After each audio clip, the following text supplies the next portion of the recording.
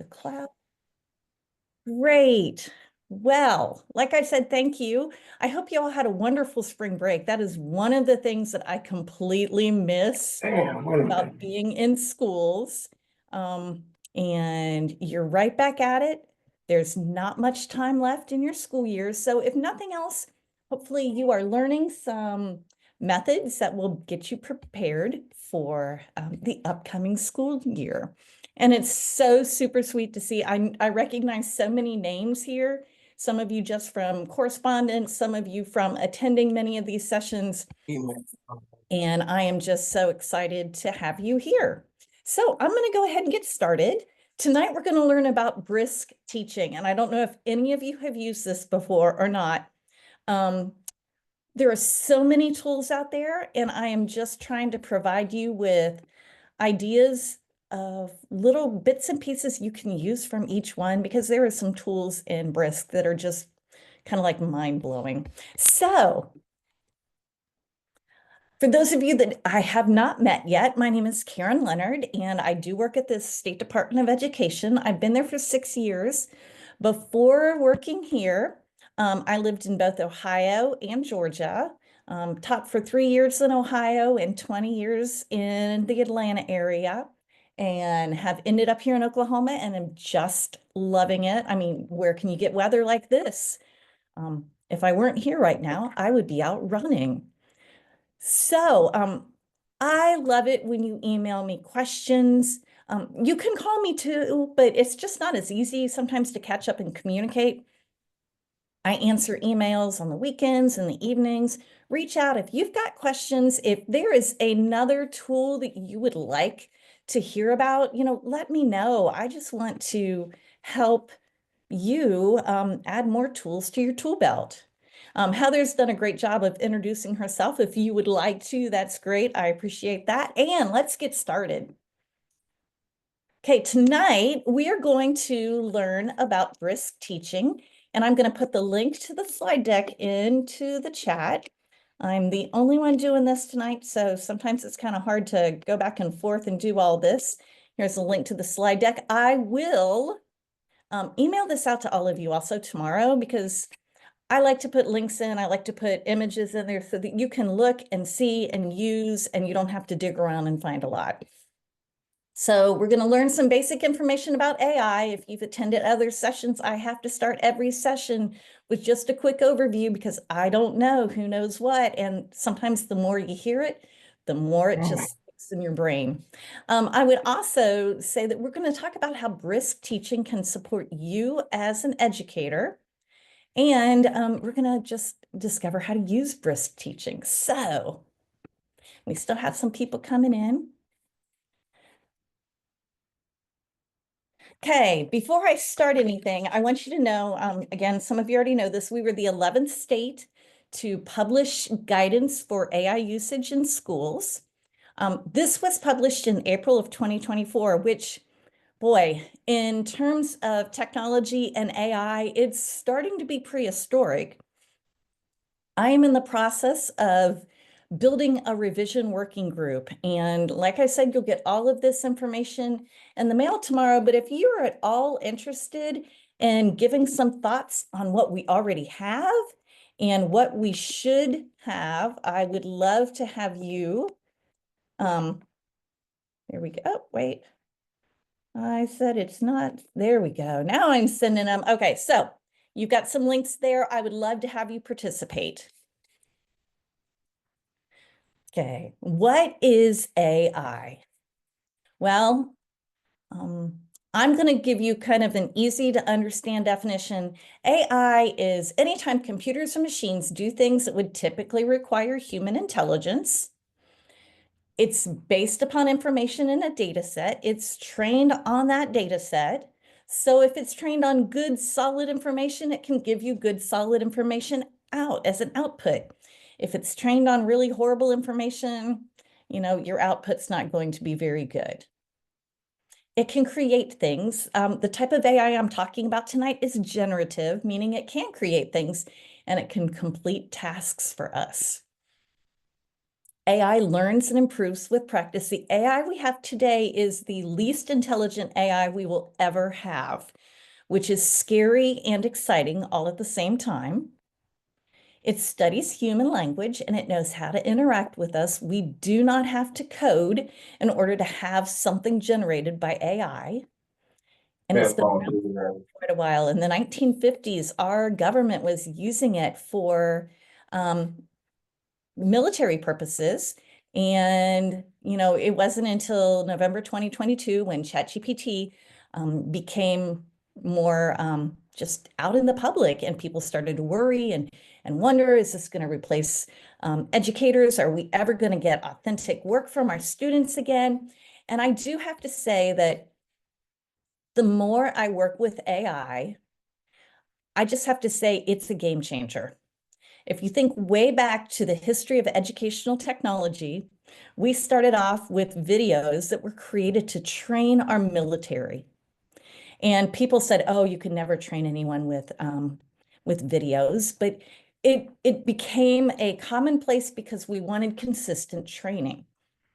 So we have come from training our military with videos to AI, and we have the capability to do things that we've never been able to do before. And we really have the ability to personalize learning. So I am super excited about this. Whether we believe in AI, we like AI, we experience it all the time in our daily lives. Waze, Siri, Alexa, and now, of course, all of my tools are going to start going off. Netflix, when it helps you select videos and everything based upon your past experiences. I'm not quite sure how to help you with that. Here we go, of course. But it's everywhere. And unfortunately or fortunately, it's not going to go away. We can't ignore it. Our students aren't going to ignore it. And so we have to accept that this is going to be part of life and determine how we can best navigate education using AI. Because you know what? Your job is not going away. The world needs humans. Our students need humans. All of you probably went into the field of education because you love building relationships with students. And that's one of the most important parts of our educational field is the relationships between educator and student to student. We need to ensure that we're learning to collaborate and communicate. So AI is not going to take that away for us. Okay, so like I said, we talked about a couple other tools. We've talked about Magic School AI. I still have a couple as we go forward, but today we're going to talk about Brisk Teaching. So I don't know if any of you are familiar with Brisk Teaching. I'm just going to show this short video from them to kind of give you an overview of what it can do, and then I'm really going to walk you through a lot of this. What did you do after school yesterday? Imagine if your free time was actually free. With Brisk, you'll get at least 10 hours of free time back every week. Imagine what you can do with that. Access over 30 time-saving tools from the side of your screen. Instantly craft slides, quizzes, lesson plans, resources, and more from anywhere you are on the internet. Leave feedback on that pile of essays before lunch is over. Share any online content, articles, YouTube videos, and more directly to students and create safe, interactive learning experiences with Brisk Boost. See a video playback of your students' writing process from start to finish.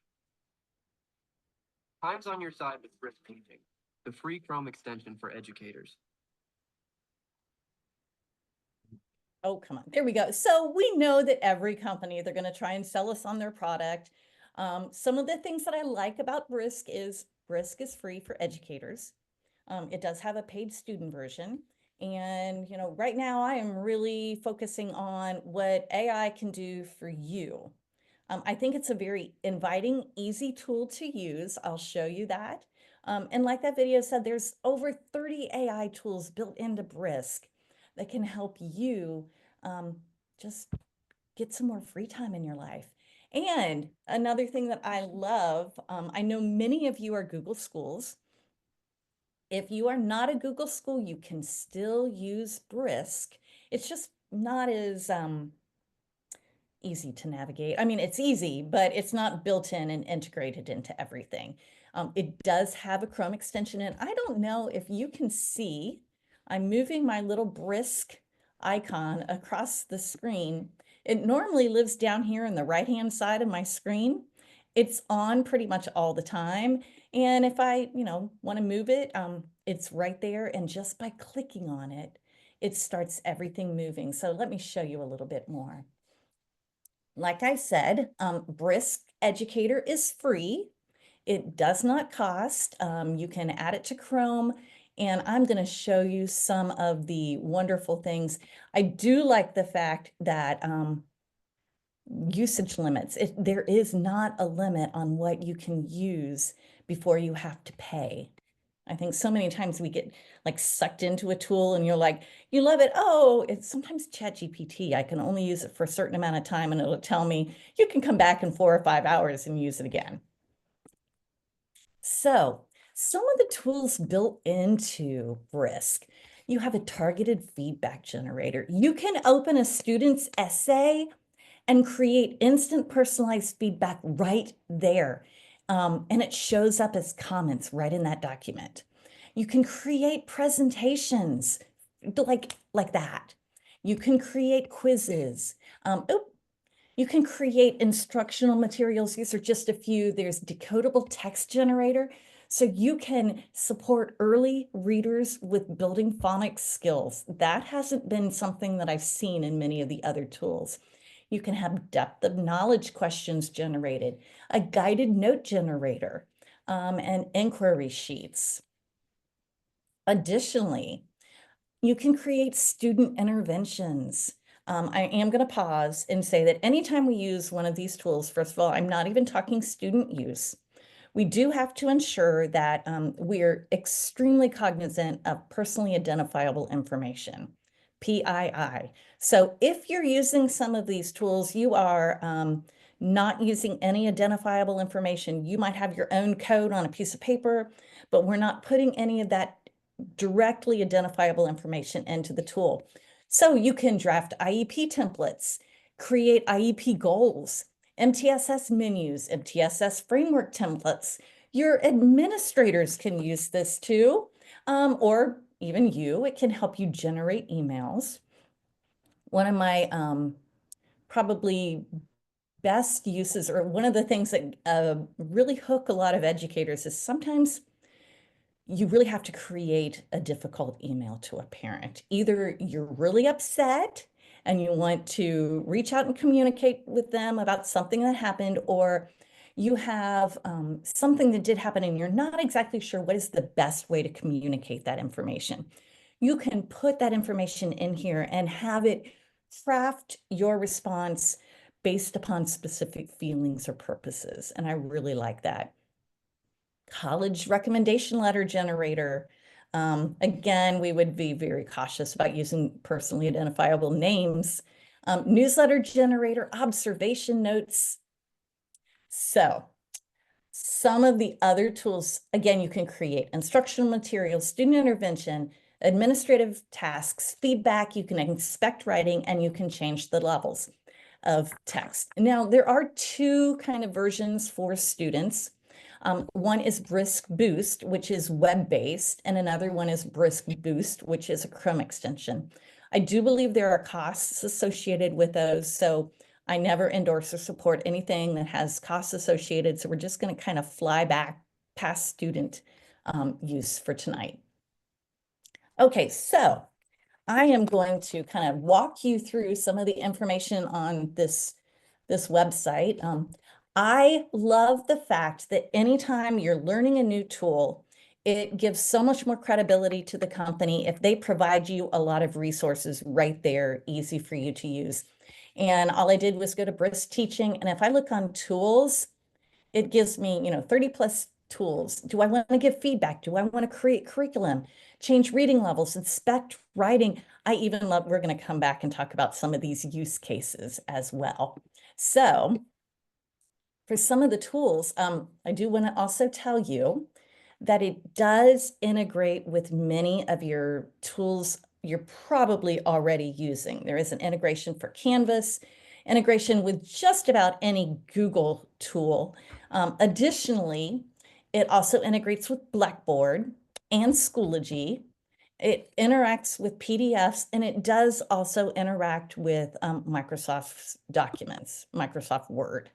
So anytime I can still use these tools to interact with a variety of different tools, again, I think that they put a lot of thought into making it user-friendly for our learners and users. Okay, so one of the things that like I said, when you go to Brisk, you can see right here on their homepage that there are a lot of resources, and my dog is just about to go off because someone is out walking down our street. And so I'm just apologizing. But how many times do you have quick start guides with videos? Look, it's walking you through step by step. If I want to add this to my browser, all I do is click here. Of course, we do want to read all of the fine print because, it is going to probably connect and use some form of data, but I can pin it to my browser. And then, like I said, I can open it up inside any Google Doc, a slide deck, a YouTube video, or an article on the web. And I'm going to show you all of that. They have got quick, short videos that can help you just learn how to use that. There's a whole playlist. They even have their own built-in PD platform. And that is something that you may find useful to you. And going back to my slide deck, I figured I wanted to be able to show you as much as I could.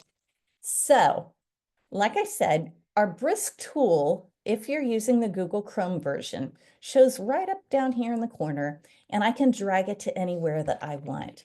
So, tool navigation. I am going to go ahead and open up. I put some actual information in here. I have an article here, and I forgot to open that up earlier. I was trying to find something that I could use to show you. So on this, I'm going to show you that even within an article, it's just a typical website, I have my Brisk tool. Oh, there we go. And I'm going to click it and I'm going to open it up and it's going to say, make sure you sign in. I did on my other computer. I'm going to go ahead and sign in here with this. Okay, so I'm in the tool. I click on it and look, pops up right there. So let's say that I'm going to create, actually, let me go back and let me change the level first. So I love the fact right now, it has assessed that the reading level in this article about animal communication is 9th grade. So I can, let's say, maybe switch that to 4th grade and change the reading level. Now, if you notice, it doesn't stay on that website specifically. It takes me directly into a new Google Doc, and it is recreating that article at a 4th grade reading level. And then I can take and share and use that maybe within Google Classroom or within Canvas. And look, I could also bump the level up. So I'm going to say it did a great job and I could provide feedback. But I'm going to go back to that.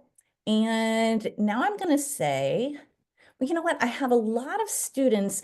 I'm going to say I'm going to change the level, but this time I am going to change it to, I was working earlier today with Arabic. So let's change the reading level to 4th grade Arabic. And again, automatically saves to my drive. And it does take a little bit of time. We can see it spinning and thinking. To me, this is unbelievable. We notice it's from right to left. If it's not large enough, I can go back up, select all. I can change the font size. We have a lot of students here from other countries, and This is a great way to enable them to participate in so many activities within their own language. And I just thought that that was absolutely amazing. So they do want you to request that. I can translate it. I can make it shorter. I can make it longer. I can add more details or I can have less details. And to me, that is super amazing and easy. I can also, like I said, create a library. I am going to go into, I have some notes here. Let's see, where's my document? I went through and did all these today. And let me pull my art. Okay, we've got, well, I'm going to skip ahead to YouTube and then I'll go back to those. So I have an Eagle video that I wanted to share with my students on YouTube. I'm going to pull that up right now.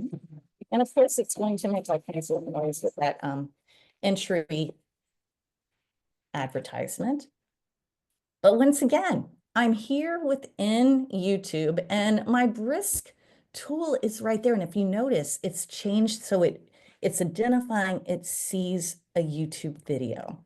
So now I am going to create a quiz and look, my output for that quiz could either be a Google form or a Word Google Doc. So I'm going to click on that. I can change it. Maybe I want it to be, I can go back and forth. I can change my my language.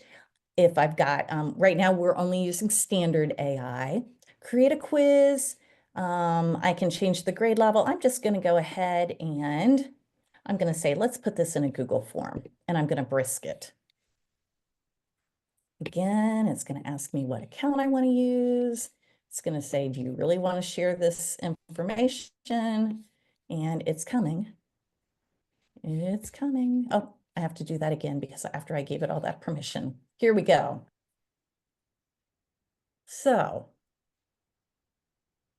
it's still thinking.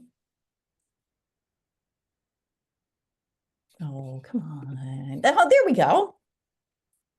If I wanted to check for feedback, now I know we know multiple choice is not the best way to assess student learning, but look down here. I can add some other information. I can add a short response question, say brisket, and it's going to go on down here and it's going to generate one. Here we go. Oh, right here. Compare and contrast the hunting strategies of bald eagles and golden eagles. I could allow it to have a long response as well. So again, this is kind of great. So think, I like to really think about the usability of these. One of the most frustrating, tedious parts I thought of being a classroom educator was trying to find activities when I was going to be out. And if I would have had a tool like this to be able to get my students started and focused all within that sheltered area, this, to me, this is saved right there in my Google Drive. I can also go back and say, like I said, create. I could do the same thing on any website or anything. I could create a presentation over that same information. Let's see how that takes here. Create a presentation from this video. I get to pick, oh, I guess that one is not in the plan. I hadn't used that yet. But look, here we have quizzes, rubrics, syllabus, progress reports, resources, exemplars, lesson plans, all of this here. And it's just click and go. Like I said, I found that that was super. And another tool that I've really liked has to do with, I'm going to, based upon a website or an article, I'm going to go back here and say, exit back out so I can say create depth of knowledge questions on this web page. Once again, it is automatically going to open up a new Google Doc, grade levels right there, and it can pull all of that out right there, which we know, how long does it take to create your depth of knowledge questions on your own? As with any time you use AI, we never just take what it presents and go on. We always have to read back, ensure that the information's factual, spelling, everything is actual. You know, I can go in now and I could, if you were a scientist in the 1950s, so I have the ability to personalize anything that I want. I can also just open Brisk anywhere and say, oh, it's going to make me sign in again. Boy, I don't know why it's doing this. Yeah, I'm going to go back. Oh, I'll go back in here again. So, of course, it would. I'm going to do my school that I use. There we go. My school in Georgia, they're okay that I use that. I'm going to say other. Um, There we go. You can now see that I do have to have some initial setup. I pinned it right up here at the top, and I don't believe you can see it. I can turn my Brisk tool on and off just by clicking, and I can pin it up here at the top of my Chrome bar so that I can access it easy. And skip, and there we go. It's going to kind of walk me through it. I don't want to do that. I want to go to create. And this time for depth of knowledge questions, I don't want it to be about this web page. I want it to be about mitosis and me. Well, just about mitosis. There we go. I might need to change that. Let's say about 7th grade. I can't tell you exactly what grade level they start talking about that. But boy, again, and look, it provides activity ideas also. Super, super quick and easy. So we've talked depth of knowledge. We have talked creating video, information from videos. They could have guided notes on the video. But here's one of my favorite things. And I'll tell you, I use this tool for myself, but it's super great to work with student work as well. So I am going to open up a doc that I already have, something silly. It's a Presidential Day writing assignment that I actually had AI create for me. And I went down here and I said, give me feedback. And this is actually what it gave. I'm going to delete that for now and say, give me feedback.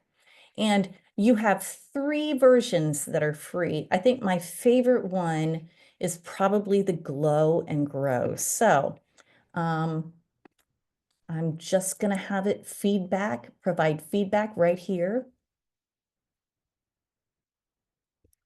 How wonderful is that? Now, this is something that you could copy and you could paste in a document. And you think about how long it takes to provide students individualized feedback. This is not the final assessment of student work, but this is a great way. And if your students have Brisk Teaching, they can do this. So it's telling me, I could use transition words to connect my ideas, maybe a better conclusion.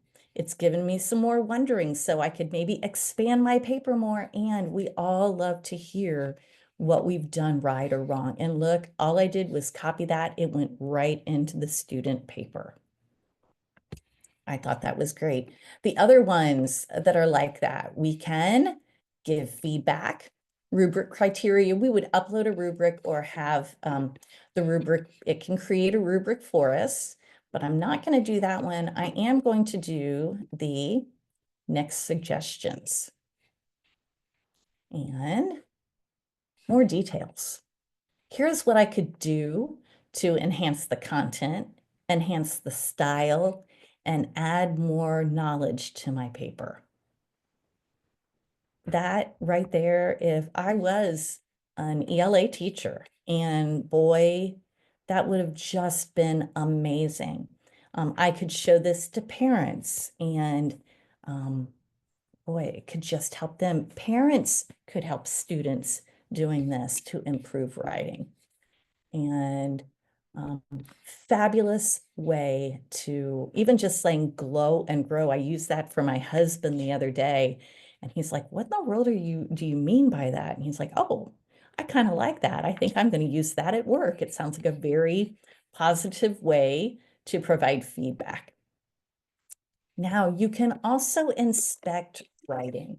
And I'm going to caution you on this because one of the first questions most educators ask related to students using AI has to do with, well, can I check to see if students used AI? Can I see if they plagiarized?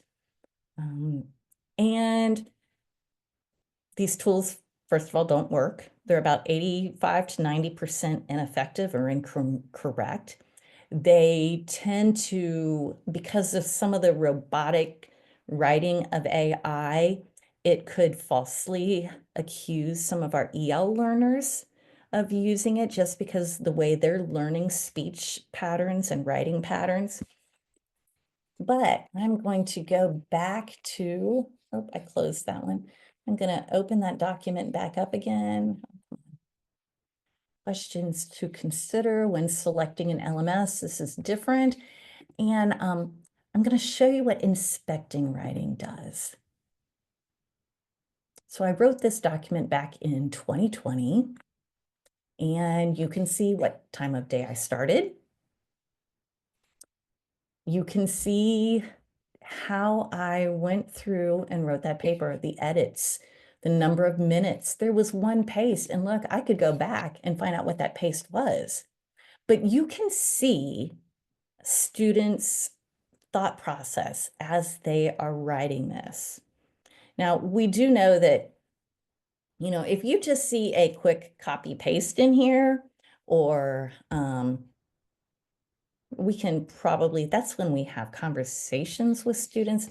We also know that I probably could have done the same by going back to seeing version history and kind of watching that be recreated.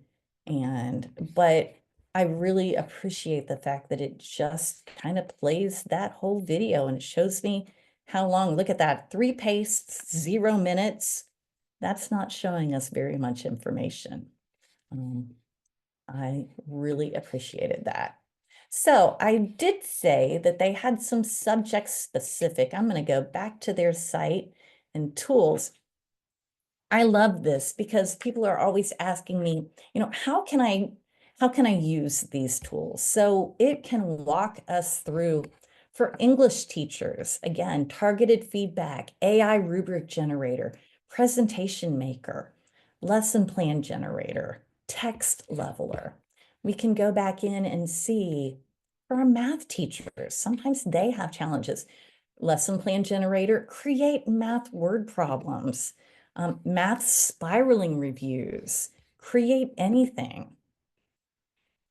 Our science teachers, science labs, presentation maker, depth of knowledge questions. We use rubrics in math, ELA, science, social studies. So all of that is right there. And you can just jump in and maybe I want to, it'll take me in here. I'm trying to find it now. Rubric maker. And walks me through the process. I'm going to create a rubric. I would have to tell it more. There are some other tools that might be a little bit easier to make rubrics with, but I want you to notice that once I've made a rubric, I do have the ability to upload that rubric and use that to provide feedback from my students also. All those little things that we don't quite think about. So let's see what else we have here. Science teachers, exit tickets, first-year teachers, early career teachers, emergency certified teachers, Classroom management ideas. What can I do? I've tried everything. It's not working. Lesson plan creation. Again, this is not the end all be all, but it's a good place to start sometimes when you don't have the background. And we all get stuck sometimes. It's really nice to have ideas of what to look at. Even our administrators can create meeting agendas, support hiring and onboarding. How can we, I'm going to pull teachers in here. What are some ways? Here are all the things that I need to cover during onboarding. What are some ways to bring excitement into that? We know that first day or two at school is really horrible when we sit through all of those really long meetings. What can we do to make it exciting? Okay. So every time I talk about AI or technology anyway, first of all, even as an ed tech person, we do not need to use technology all the time. We do not need to use AI all the time. Devices and AI should only be used when it can enhance and extend learning. So I participated in a lot of organizations nationally and internationally. This was probably one of the documents that really stuck to me. We do have to teach our students, whether our students are using AI in the classroom or just using it at home. And we have to talk to them about when is it okay to use it and when is it not. I use AI every single day. But again, it might be an idea generator, or I might put my thoughts out and ask it to write it in a clearer, more professional version. But we do need to be able to talk through levels of use for our students. Some of you listening to this tonight are going to honestly be the AI experts in your district. This is still such a new thing. So maybe you could consider leading some professional learning experiences either at the end of the school year or in the fall for some of your coworkers, and share tools like this and go through and talk about our students are going to use it, whether we tell them they can or can't. So it's best to be able to ensure that they know when it is okay and when it's not. And if you notice, I love the fact that it's talking about disclosure and documentation.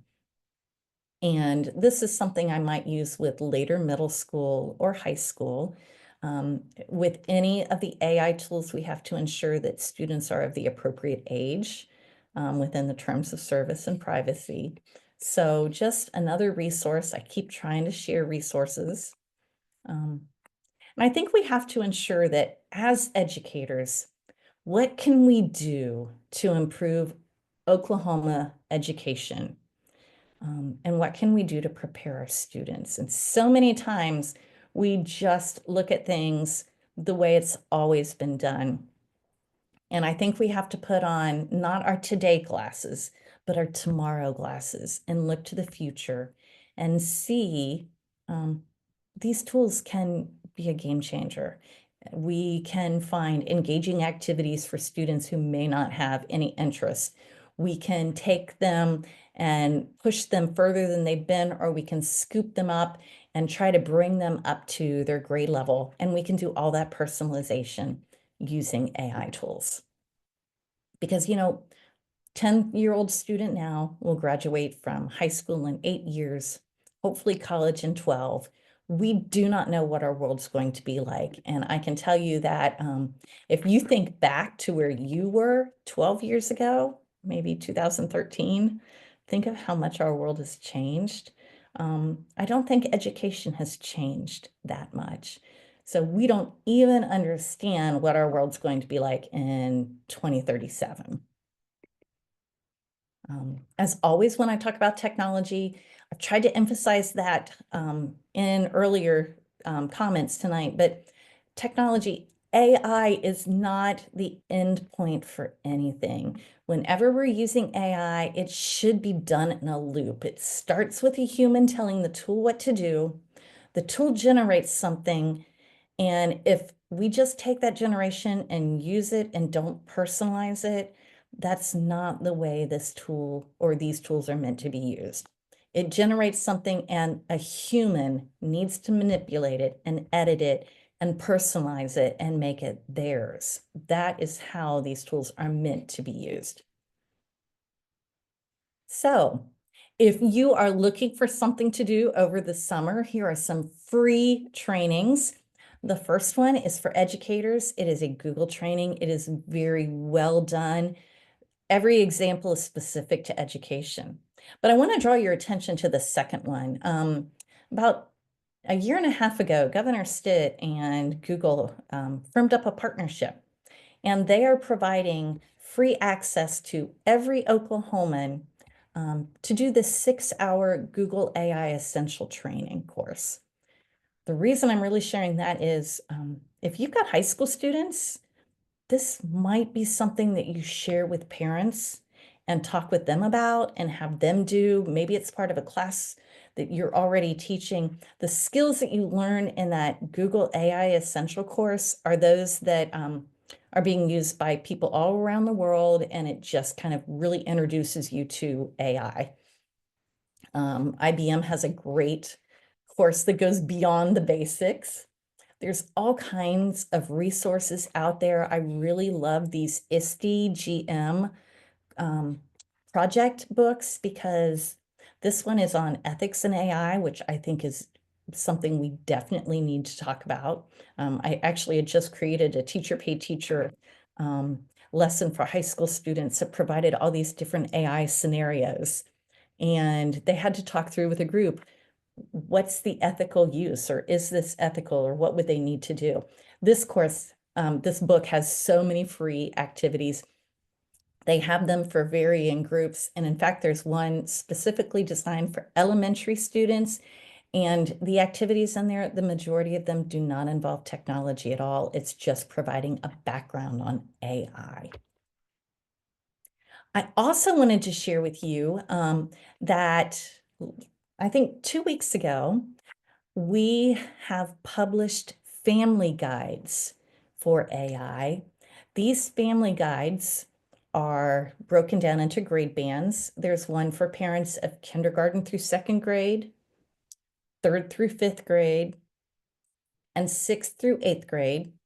You are able to download them and email them home to parents. And not only are we struggling with using AI, but many of the parents, they're not getting any of this education. So, here are some things they need to know about AI. Here's some things that they could do at home to help their children understand AI.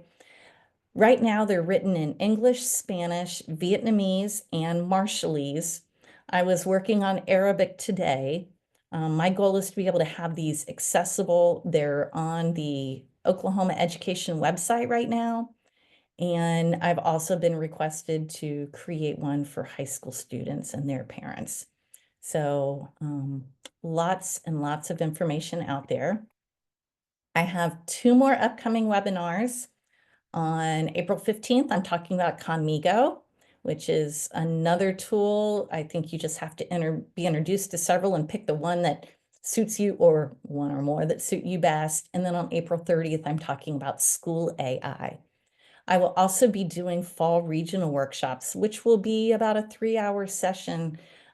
This fall, I know I'll be going to Muskogee, Chickasha, Enid, and doing one here in Edmond, actually. So that information will be going out to you all later. And I am going to put the sign up links for Conmigo and School AI in the chat box. And I would also appreciate it if you would complete a feedback survey. I know you don't have time to do a lot of the looking and digging.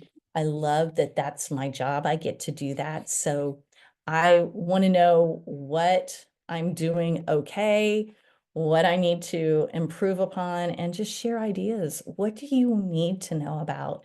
What do you want to know about? And like I said earlier, I am in the process of creating a working group to refine our AI guidance. I will send everyone here tonight a follow-up email tomorrow that has all of these links and everything. Please, you're welcome to share any of the resources, documents, videos, anything with anyone in your district or other districts.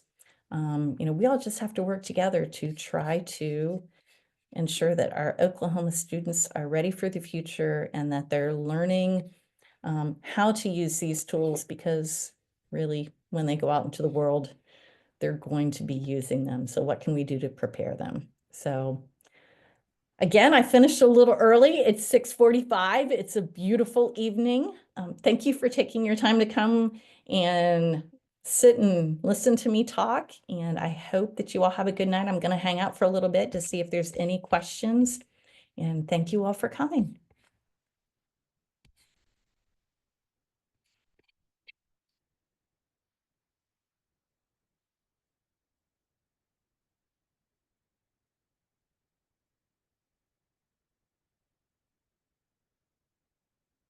You guys are so sweet. Thank you.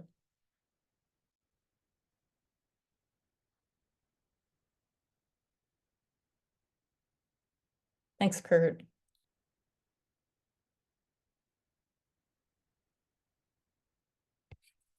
I'm going to stop that video.